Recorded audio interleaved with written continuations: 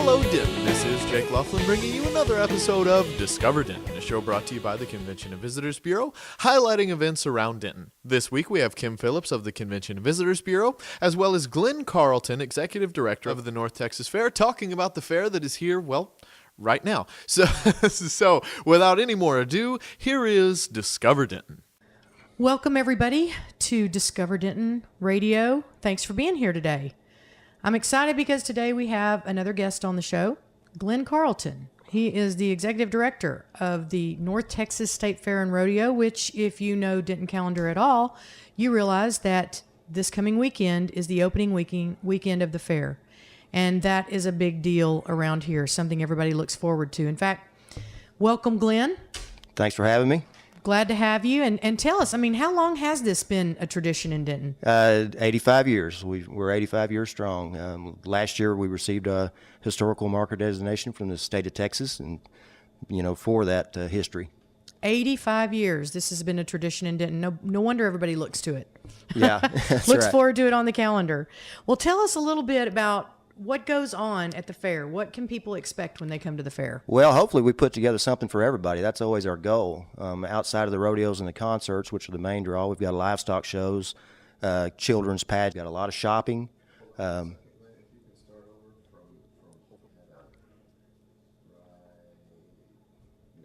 hopefully we've got something for everyone. That's the idea when we put it together.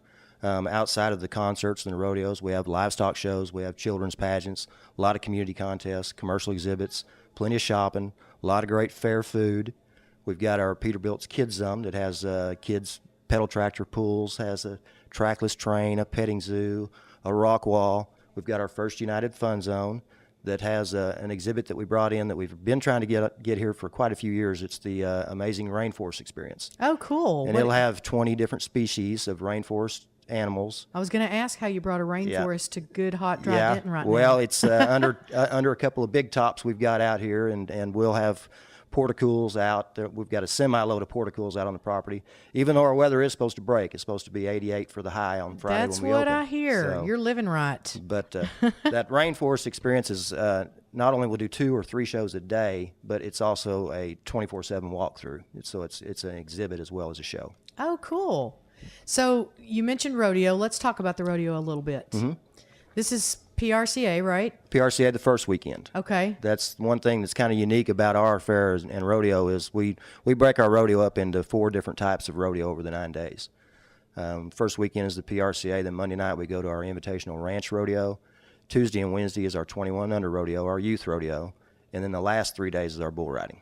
Okay. And is the bull riding sanctioned by the Bull Riding Association? How does that work? The bull riding isn't open to the world bull riding, but one thing that we kind of stand out from others is we have a cowboy protection contest with it.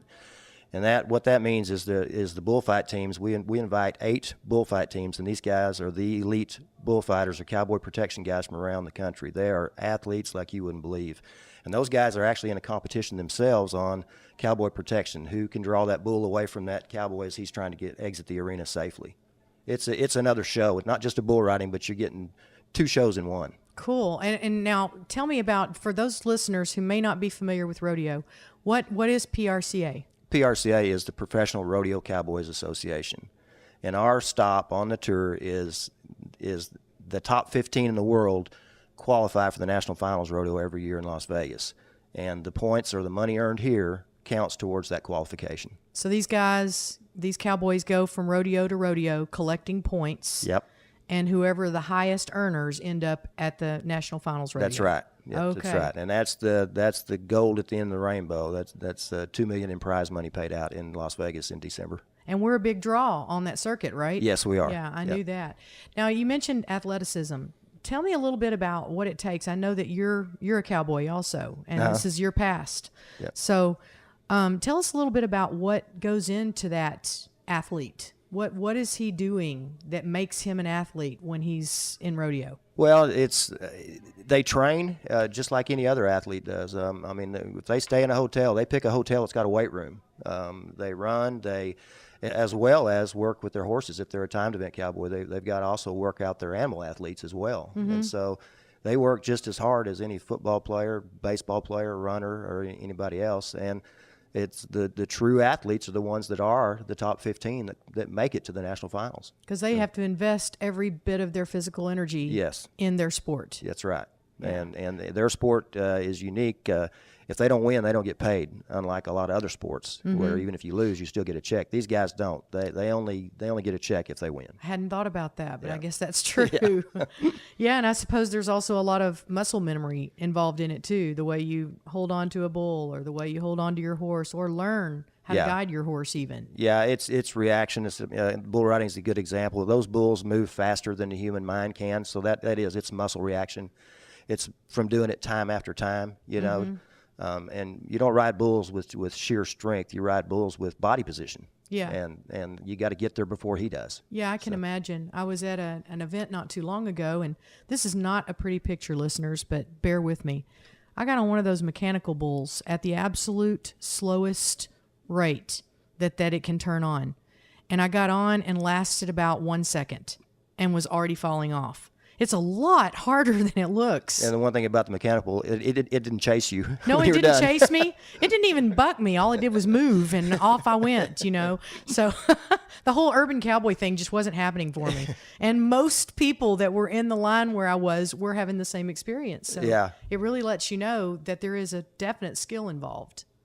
So, well, I know that music is a big deal with North Texas State Fair. A lot of folks look forward to just coming out to the concerts, doing a little boot scooting. Tell us about the talent that you're bringing in. Well, we're pretty proud of it once again, and the whole lineup can be found on the website ntfair.com. But some highlights, I think Friday night's going to be big with the Josh Abbott Band. I think Saturday night with Justin McBride and Jack Ingram is a good night, and my favorite night of the week is Thursday night with the Turnpike Troubadours and the Damn Quails. The last Friday is Casey Donahue Band. The last Saturday, Neil McCoy. And then even on the small stage, I mean, we mix it up. On the small stage, we've got some good names down there. The Rusty Brothers, Six Market Boulevard, Cody Johnson Band, some great acoustic sets, and pretty proud of it. I think it's going to be a good year. Good. I know everybody looks forward to the music, and like I said, it just kind of brings out a whole different set of artists, and just a whole different kind of night of music in Denton. And a music city, this is a big part of our music scene, folks. We've changed it up a little bit this year. And traditionally, we're country or a red dirt event, but we've added a rock band on Wednesday night, Madison Rising. It's a real patriotic rock band. Oh, good. They've got a YouTube video of the Star Spangled Banner that has like 5 million hits on it so far. It's amazing. Oh, wow. So, yeah. Good. Well, y'all check that out. ntfair.com. Let's talk ticket prices. Tell us a little bit about the hours of the fair. Any specials going on? Anything like that? Yeah, we do have some specials. The hours of the fair are 6 to midnight weekdays, and then Saturdays and the Sunday we're 1 p.m. to midnight. Ticket pricing is $15 for adults, and that is all inclusive. For that $15, you get the fair, you get the rodeo, and you get the concerts. So you're not going to be hit for another $10 to see the rodeo or the concerts. It's all inclusive. Kids are 12 to 7 is $5, and 6 and under are free. Or for even the 12-year-olds and under, if you go to O'Reilly's Auto Parts, you can pick up a free child's ticket there. O'Reilly's is a sponsor and a partner in that ticketing program. Okay. And lots of food, I guess. Lots of food. It's great. Some of us go for the fair food. Yeah. Or the fair, as I like to call it. The fair. All right. So we're opening this coming Friday, August the 16th. And it runs nine straight days. It runs August 16th to the 24th. Okay. Well, anything else you want to add to this, Glenn, so people know what to expect and look forward to? Well, I just come on out. It's a great time. It's a good entertainment bargain. You're not going to go south and find what you're going to find here for the price. And it's run with volunteers. There's over 300 volunteers. It's a nonprofit. It's the Fair Association's largest fundraiser, and it supports us year-round. And we take that money and we reinvest it. We donate the grounds to 4-H, FFA, and youth groups. We buy projects at the annual youth fair. We give scholarships. And actually, the event generates about $400,000 a year that's given back to the community. So if people need to know that, so they know what they're supporting. It's vital. A lot of people don't realize that the equine industry in general is our largest agricultural impact in Denton County. Yes. And that affects all of us, north and south of the lake. Whether you're into horses or agriculture or not, it is affecting the economy that you enjoy in Denton County.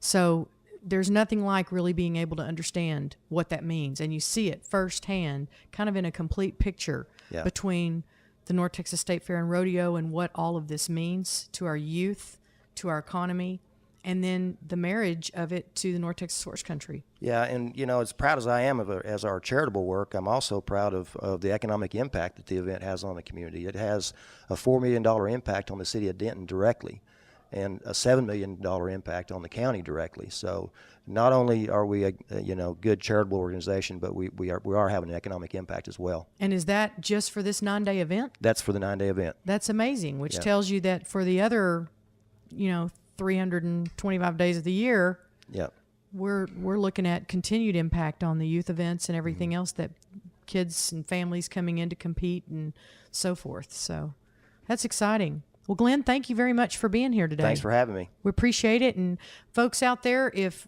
you don't think rodeo is your deal, you need to come out and check it out. The North Texas State Fair and Rodeo, regardless of what you think the weather might be like. I went last year. I think last year was one of the hotter years on record, and it was very, very, very pleasant out there. Like Glenn mentioned, all these big fans and cooling systems, and don't let that be a deterrent. Get out and see it. If you think, nah, it's not my scene, that's not my music, don't let that stop you. You need to, expand your horizons and check it out, because it's really, really a lot of fun. So I expect to see all of you there. DentonRadio.com is going to be there. We're going to be set up, the DentonRadio.com and the Denton CVB. We're going to be sharing some space out there near the rodeo arena. So be sure and stop by and say hi to us while you're there. And in the meantime, thanks again, Glenn, and we'll see you all at the fair. And until then, see you next week. There you have it. That was this week's episode of Discover Denton. A big thanks to Kim Phillips of the Convention and Visitors Bureau. Another big thanks to Glenn Carlton, Executive Director of the North Texas Fair. A big thanks to Gravity Feed for providing the intro and outro music. I'm Jake Laughlin, your host. Join us next week where we will be bringing you more highlights of our original and independent city. And in the meantime, go enjoy Denton.